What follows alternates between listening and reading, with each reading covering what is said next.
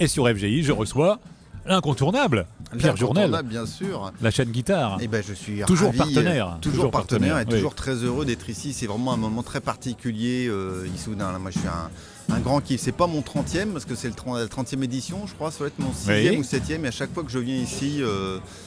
Voilà, je suis tout excité rien qu'en prenant la voiture déjà. Quoi, et tu en parles dans tes interventions passionnées, la chaîne guitare, exactement. Exactement. Tu as même réussi à avoir les interviews des organisateurs avant le départ. Oui, tout à fait. Ça. On a fait une interview avec Jean-Phi et puis Fabien pour parler du super travail qu'ils font au niveau du salon des luthiers. Ouais, tout à fait. Qu'est-ce que ça t'apporte finalement d'être ici alors? Dis-moi, à part le plaisir égoïste, mais sinon. Ça c'est clair, c'est un plaisir immense.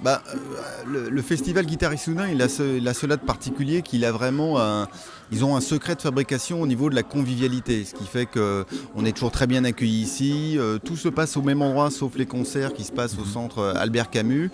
Et donc on a cette interaction avec tout le monde. Et pour moi, à chaque fois, en tant que média guitare, c'est toujours un kiff monumental de venir ici parce que c'est une occasion géniale à la fois de rencontrer des musiciens, des luthiers et puis des gens qui sont passionnés de guitare, puisque c'est un peu ça la mission de la chaîne guitare, c'est d'être l'amplificateur de passion. C'est pour ça que j'ai choisi ça comme slogan.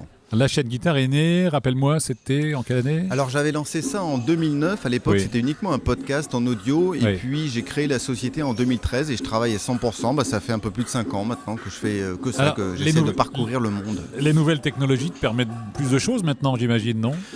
Plus de choses, disons que moi j'ai créé la chaîne guitare sur internet. Au début ce n'était même que un site web, c'est après par la suite que j'ai rajouté la vidéo et évidemment c'est incroyable ce qu'on est capable de faire maintenant avec un smartphone et moi je suis l'hyperactif de service sur tous les réseaux sociaux. Dès qu'il y en a un qui s'ouvre, je suis dessus, donc que ce soit évidemment Twitter, Facebook, Instagram, Snapchat. Maintenant de plus en plus facilement on peut faire des lives et c'est vrai que c'est assez sympa. Je pense demain ou après-demain je vais me promener au travers du salon comme ça, puis faire un live et faire vivre aux gens qui me suivent sur Instagram l'ambiance du salon. Donc ça c'est des choses, il y a je pense 6-7 ans quand je venais, Instagram je pense que ça n'existait pas, donc ça c'est des outils extraordinaires. Tu sais comment utilisent les internautes ta chaîne guitare? Ils répètent avec? Comment ça se passe? Tu as des retours, tu le sais? L'idée de la chaîne guitare c'est à la fois de proposer du contenu guitare qu'on trouve nulle part ailleurs, parce que quand on prend son abonnement sur la chaîne guitare, on on accède à toutes les vidéos exclusives et ensuite on accède aussi à un forum privé où il n'y a que les gens qui sont abonnés, ce qui permet d'éviter tous les problèmes qu'il y a un peu trop souvent sur les forums publics où les gens passent plus de temps à s'insulter, à s'échanger des noms d'oiseaux, concours de chapelle, guerre de quéquettes et autres quoi.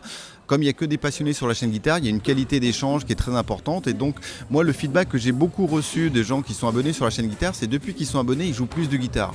Moi, si j'arrive à faire jouer plus de guitare aux gens, ma mission sur Terre est remplie, quoi.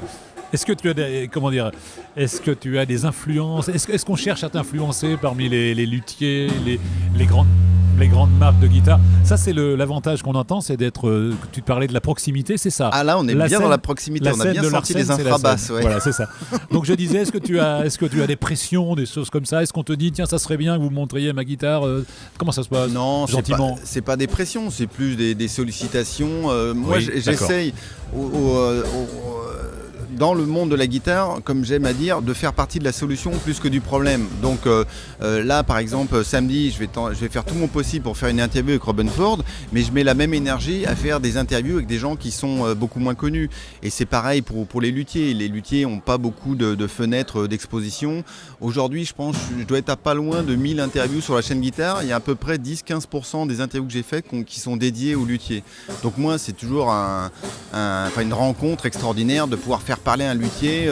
Il n'y a pas très longtemps, je suis allé passer 2 jours comme ça chez Franck Cheval dans son atelier et c'était extraordinaire. Moi, c'est tous les artisans qui vont exposer ici, pour moi c'est des magiciens, ils sont capables de partir d'un morceau de bois et de fabriquer un instrument de musique, quoi. C'est extraordinaire. Alors tous ces interviews sont toujours visibles sur ta chaîne, on les garde pour l'éternité. À partir du moment où on a l'abonnement, on a accès à tout le catalogue, toutes les archives, évidemment tout ce qui est à venir. Alors côté interview, mais aussi côté apprentissage de la guitare, les trucs, c'est ça aussi? Alors il y a un petit peu de pédagogie sur la chaîne guitare, mais pas beaucoup, parce que en fait la pédagogie sur internet, il y en a déjà énormément et énormément de gratuites. Ce qui fait que Moi, enfin, pour parler business, je pense pas que ça soit même un business où on peut faire tellement d'argent parce que on trouve beaucoup d'informations, de ressources gratuites. Donc, il y en a un petit peu. Ce que j'essaie d'organiser régulièrement, c'est des masterclass où je fais venir des musiciens, je filme la masterclass et donc le replay de la masterclass est disponible.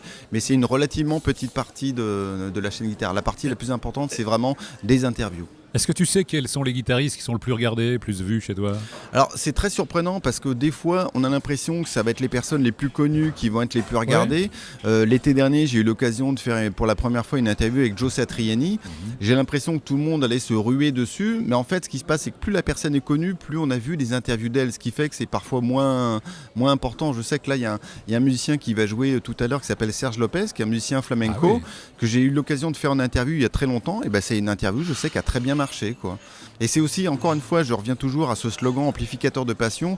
Moi, j'essaye de mettre de la lumière là où il n'y en a pas beaucoup, donc d'explorer des styles ou des musiques qu'on ne voit pas forcément. On ne va pas se le cacher, aujourd'hui, en 2018, il n'y a pas beaucoup de guitare à la radio, quoi. On est plus dans le rap, dans le R&B, dans le autotune à tire-larigot, etc. La guitare, il n'y en a pas beaucoup, quoi. Donc, mais bon, c'est aussi un pendule, là. Il y a eu des années où il y en avait beaucoup, là, il y en a un peu moins, ça va revenir, hein. Est-ce qu'il y a des guitaristes pour lesquels tu es fier d'avoir participé à leur ascension? Est-ce qu'il y a des gens qui sont devenus connus un peu plus, qui vendent un peu plus grâce à toi? Oh, ça serait bien prétentieux de ma part de dire que j'ai rendu des gens connus.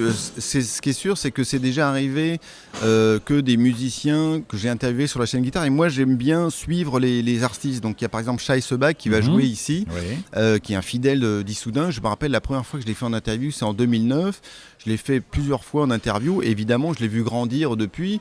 J'espère avoir, comme je disais tout à l'heure, participé à la solution plus qu'au problème, donc avoir aidé à le faire connaître. Mais c'est vrai que c'est toujours très agréable de voir un musicien qui a pu évoluer comme ça, qui continue de grandir. Et Shai, par exemple, m'a fait découvrir Tommy Manuel, que je connaissais pas, que j'ai eu l'occasion de faire 3 fois en interview depuis, ou Maneli Jamal, avec qui il va jouer là à Issoudun, et qui est un guitariste canadien qui est extraordinaire, quoi. Combien d'interviews comptes-tu faire pendant ce week-end Écoute, mon objectif numéro 1, c'est d'attraper Robben Ford. Robben Ford, si tu m'écoutes, il faut absolument que tu viennes sur la chaîne guitare, quoi qu'il arrive, c'est ça. Très bien. Après, quelques interviews en plus, j'ai au programme Jean-Félix Lalanne et puis Eric Gombard, probablement 1 ou 2 luthiers.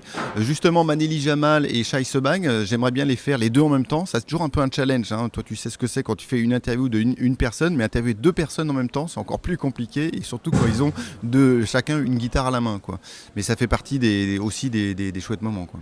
Alors la chaîne guitare partenaire et aussi qui offre des cadeaux. Exactement. Alors quels sont donc cette année les cadeaux? Dis-nous tout. Pour la 3e année, on va faire un tirage au sort, et donc je suis très content de vous présenter les 3 lots qu'on va avoir. Alors je vais commencer par le lot, le 3e prix. C'est une très belle sangle en cuir de l'échoppe de Sophie. Voilà, hop. Le 2e prix, c'est 1 an de cordes Elixir. Donc là, j'en ai amené qu'un, mais donc il y en aura un 12, un par mois. Elixir OptiWeb. Et le 1er prix, c'est une excellente pédale d'une marque française qui s'appelle Anna Sounds, comme son nom ne l'indique pas. Et c'est la pédale High Voltage qui permet d'avoir le son, tiens-toi bien, de Malcolm Young dans une pédale. Voilà, d'ACDC. Et donc ça, pour s'inscrire, c'est très facile. Il suffit de venir sur le stand de la chaîne guitare, déposer son adresse email sur un petit iPad et on fera le tirage au sort, j'espère, ensemble samedi soir.